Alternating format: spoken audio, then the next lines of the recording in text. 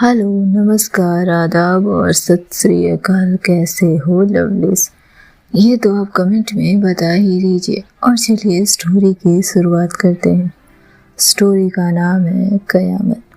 पिछले एपिसोड में हमने देखा कि अमित राजदान के ईशा के पापा से मिलने के बाद ईशा को अपने घर के सामने एक गाड़ी दिखाई देती है और उसमें एक अजनबी औरत। अब आगे। दूसरे दिन की शाम एक होटल की लॉबी में रवीना थकी हारी लैपटॉप केस फाइल और कॉफी लिए बैठी थी। तभी उसके पास आकर एक महिला बैठती है। काली रेशमी साड़ी, नीली आंखें, शालीनता और ठंडक से लिपटी हुई। जारीन जारीन धीरी गहरी आवाज में, आईपीएस रवीना सिंह, मैंने आपको फॉलो किया है, आपके केस नहीं, आपके इरादे को।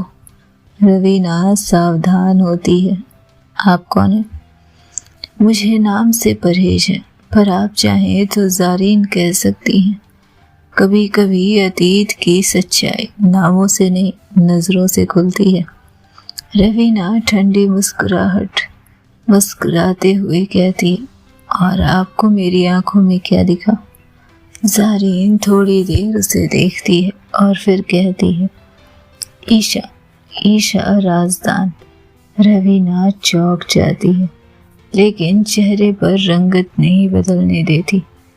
और फिर जारीन बताती है अपने बारे में। वो खुद को एक प्राइवेट साइकोलॉजिकल रिसर्चर कहते हैं।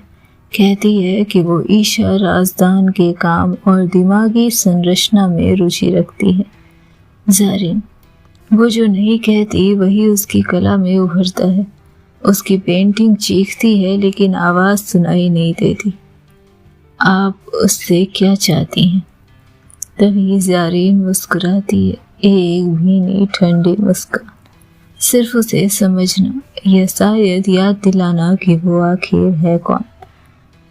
कैफे कॉन्टेस्ट की गैलरी रात को बंद हो चुकी थी, लेकिन जारीन अभी भी बाहर खड़ी है। सालू नहीं रही, रोहित गायब है और ईशा भीतर अकेली पेंट कर रही है। जारीन बस एक बार उसकी आंखें देखना चाहती है, लेकिन अभी भी वो ईशा के सामने नहीं आती और जैसे ईशा को आहट का अनुभव होता है।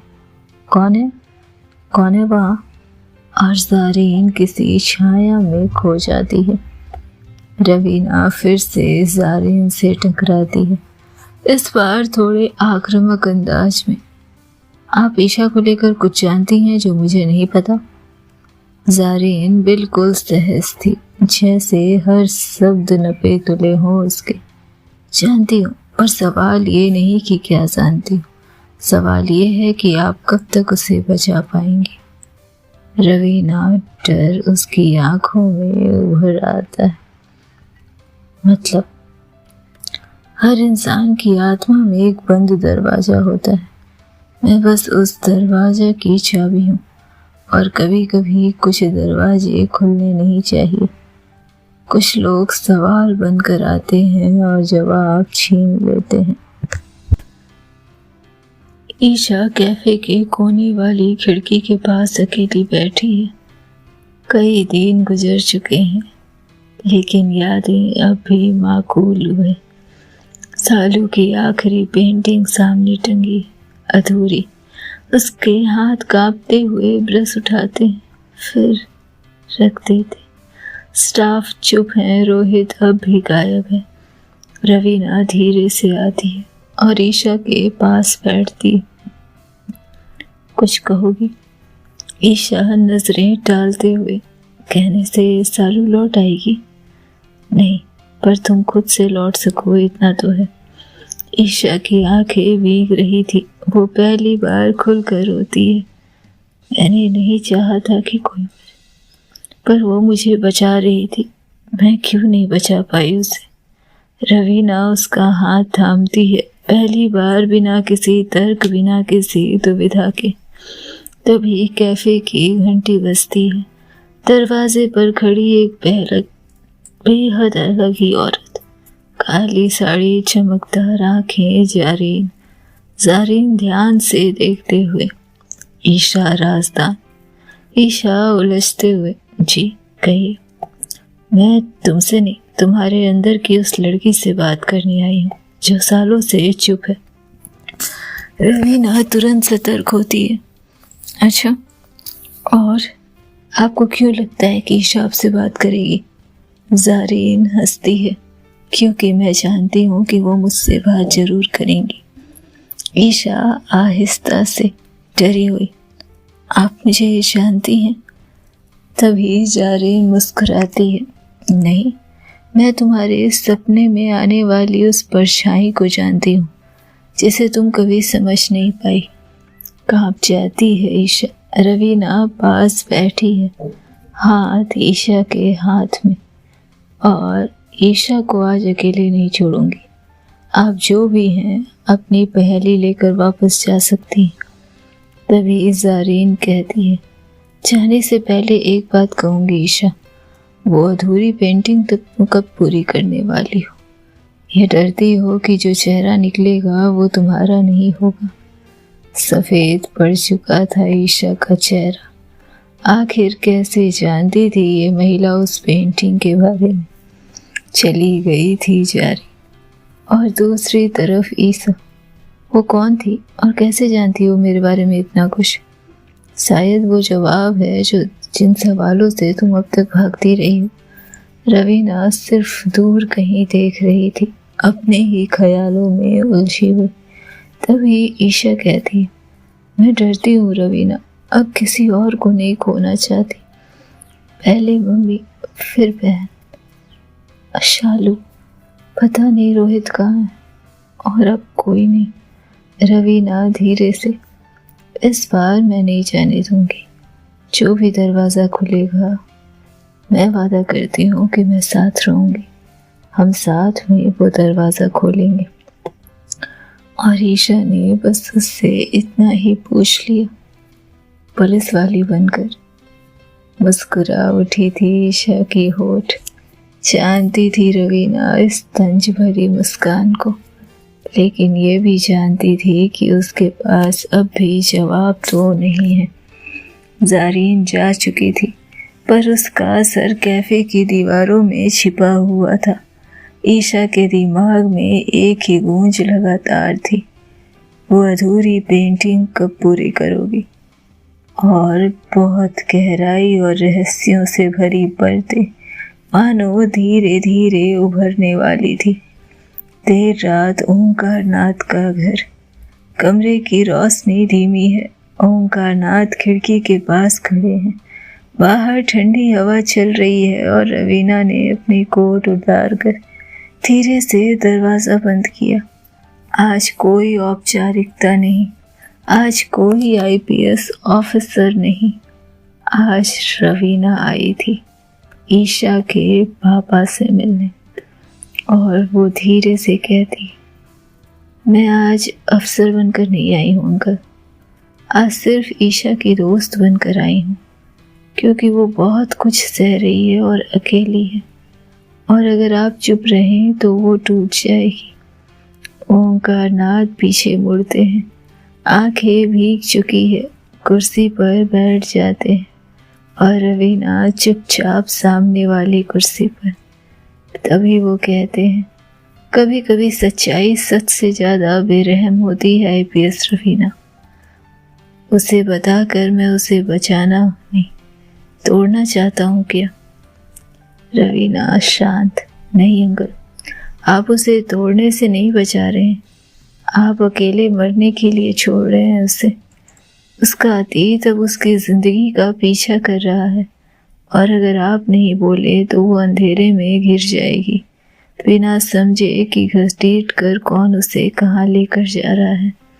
एक लंबा सन्नाटा पसरा था, और फिर ओंकार अपनी जेब से एक पुराना लिफाफा निकालते हैं। VR, व्यक्तिगत। ओंकार धीरे से, जारीन, वास्तव में उसका नाम जारीन है। वो बेटी यानी ईशा की माँ वीना की सौतेली बहन थी। हमने उसे परिवार में कभी स्वीकार नहीं किया।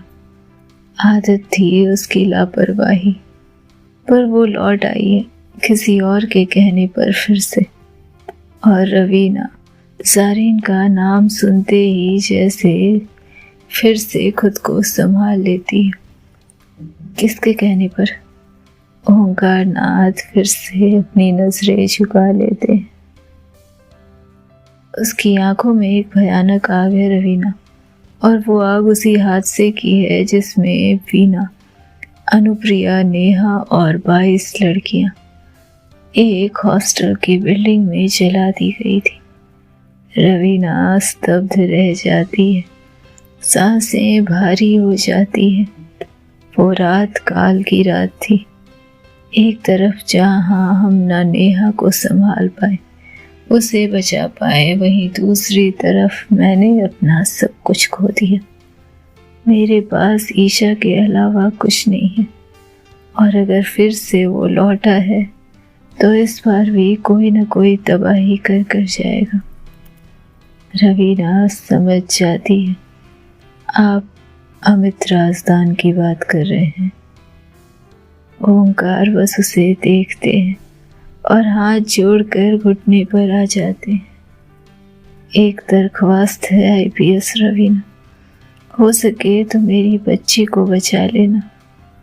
तुम्हारी माँ ने उसकी माँ और बेटी को बचाने की कोशिश की थी, लेकिन नाकामयाब रही।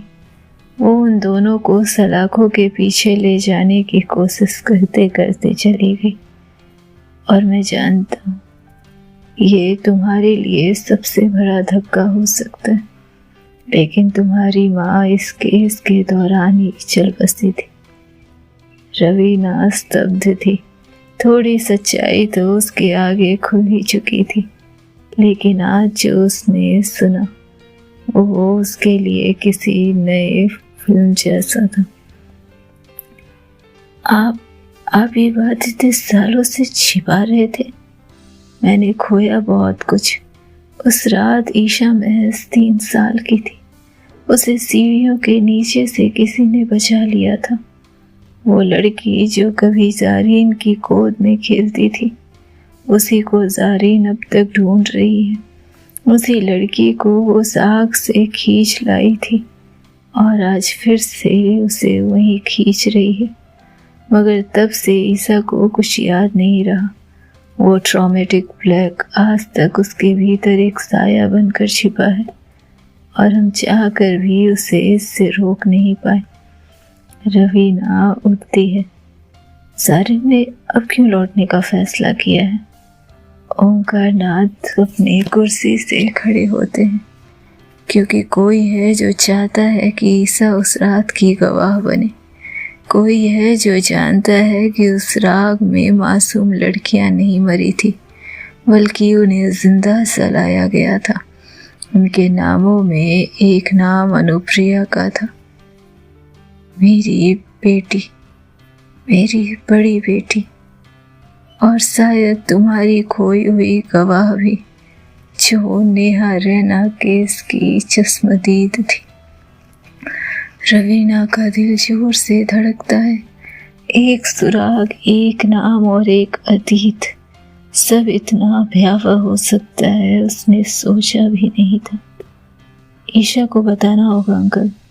उसकी यादों के पीछे जो अधूरी परतें हैं वो उसे धीरे धीरे निगल रही है। अब वक्त है कि वो सच जाने। और ज़ारीन, वो उसे बचाने आई है या बर्बाद करने? ओंकार नाथ कहते हैं, बचाना कभी भी ज़ारीन का मकसद नहीं रहा। पर एक बात जानता हूँ, इस बार अगर तुम उसके साथ नहीं रही तो वो इस आग में दोबारा जल जाएगी, और इस बार उसे कोई नहीं बचा सकेगा। मेरे हाथ बंधे हुए हैं, इतने बंधे हुए कि मैं अपनी बेटी को सच भी नहीं बता सकता। आखिर खूनी खेल में नाम है मेरा। रवीना एक बार ओंकार को देखती है। कोई इंसान इतना टूटा हुआ कैसे हो सकता है? और फिर वो कहती है, मैं कोशिश करूंगी। और इतना कहकर वो उसकी बिल्डिंग से निकल जाती है। वीरान खंडर पहाड़ की तलहटी में आधी रात हवा में पुरानी दीवारों की सिसकियां और राख की गंध। ईशा के पैरों की पायल जैसे आज खामोश थी। सामने जारीन खड़ी थी। अभी अभी तो उसे कैफे से यहाँ लेकर आई थी वो। चेहरे पर वही मुस्कान जो गले लगाने से ज्यादा गला घोंटने जैसी लगती थी। और ईशा धीरे से डर और संशय में, आप मुझे यहाँ क्यों लाई हो? जारीन हल्की हंसी हंसती है, जैसे ये सवाल ही फालतू हो। कभी किसी जगह से तुम्हें अजीब सी बेचैनी हुई है ईशा? जैसे दीवारें चीख रही हो और धुआं तुम्हारे अंदर समा रहा हो। ये वही जगह है ईशा, तुम्हारी कहानी का मूक कब्रिस्तान। ईशा का गला सूख रहा था। दीवारों की दरारों से गुजरे सालों की राख झर रही थी, लेकिन आज उन राखों से आवाज आ रही थी। जारीन, तुम्हें क्या लगता है तुम्हें तुम्हारा अतीत याद नहीं है? पर नहीं ईशा डार्लिंग, तुम्हें तुम्हारा अतीत भुलाया गया है। एक पुरानी दीवार के पास रुककर जारीन झुकती है। वहां अब भी जले हुए लोहे के छल्ले और लकड़ियां थी। आधी राख आधी गवाही। जारीन धीरे से लगभग फुसफुसाकर, यही कोना था। देखो गौर से ईशा, यही कोना था जहां तुम्हारी माँ वीना उस रात चीख रही थी, जिंदा जल रही थी। और मैं उस जगह से खड़ी बस उसे देख रही थी। ईशा की आंखें फटी की फटी रह गई। शब्द उसके होठ तक आए, लेकिन वहां से गिरे नहीं। आप देख रही थी? आप मेरी माँ को चलते हुए देख रही थी, तो कुछ किया क्यों नहीं? एहसास स्तब्ध थी। क्यों? जारीन हंसती है, एक ऐसी हंसी जिसे सुनकर पत्थरों की भी आत्मा कांप जाए। हाँ, जली थी और मैं वहां थी, उसे बचा सकती थी, पर मैंने नहीं बचाया क्योंकि मैं चाहती थी कि वो मरे। वो मरना ही नहीं चाहती थी। तुम्हें पता है ईशा, उससे पहले मैंने उसे मारने की 15 बार कोशिश की। सोचो, 15 बार कोई बच जाए, किस्मत का कितना धनी होगा, है ना ईशा? लेकिन उसे तो वो मरना ही था। ईशा का चेहरा सफेद पड़ रहा था। उसकी सांसें उलझने लगी थी। आज तक उसके पिता ने उसे जिस सच्चाई से महरूम रखा था, वो इस खौफनाक तरीके से उसके सामने आने वाला था, उसकी कल्पना भी नहीं की थी उसने। आप मेरी माँ को मारना चाहती थी, लेकिन क्यों? आखिर उन्होंने क्या किया था ऐसा? तुम्हें नहीं पता? नहीं, तुम्हें नहीं पता। मैं तुम्हारी माँ की सौतेली बहन हूँ, जारीन। वही जिसकी गोद में अपनी बचपन में बहुत खेली हो तुम। और तुम्हारी माँ ने भी मुझे अपनी बेटी की तरह रखा था। अनुप्रिया से ज्यादा तो वो मेरा ध्यान रखती थी। लेकिन पता है ईशा, गलती कहाँ हुई? राक्षसी अंदाज में हंसते हुए जारीन पूरे जगह पर जैसे हुकूमत कर रही थी। यही सबसे ज्यादा चुभता था ईशा। हर कोई मुझे उसकी छाया कहता था। वो चमकती थी और मैं पीछे दबकर रह जाती थी। कोई उसके आगे मेरा जिक्र ही नहीं करता था। सब मुझे उसकी सौतेली बहन कहते थे, और उस पर उसका हर चीजों पर ऐसे हक जताना जैसे वो हर चीज की इकलौती मालकिन हो। आखिर कैसे बर्दाश्त करती मैं ये ईशा। ईशा गुस्से और डर के बीच झुलस रही थी। इसलिए तुमने उन्हें मार डाला। सारीन का चेहरा साया बन चुका था। मैंने ही उस रात हॉस्टल की गैस लाइन ब्लॉक करवाई थी ईशा। जानते हो कितने लोग मरे थे उसमें? करीबन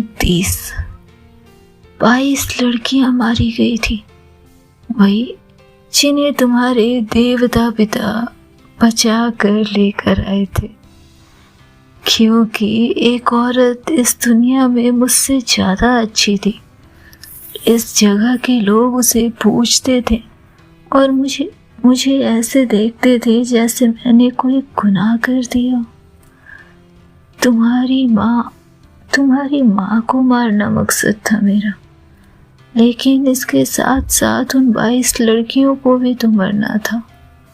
हाँ, वो मेरी ख्वाहिश नहीं थी, लेकिन अगर मेरे साथ वाले किसी की ख्वाहिश हो तो मुझे मारने में क्या दिक्कत हो सकती है। और 22 लड़कियां मारी गई थी इस दिन।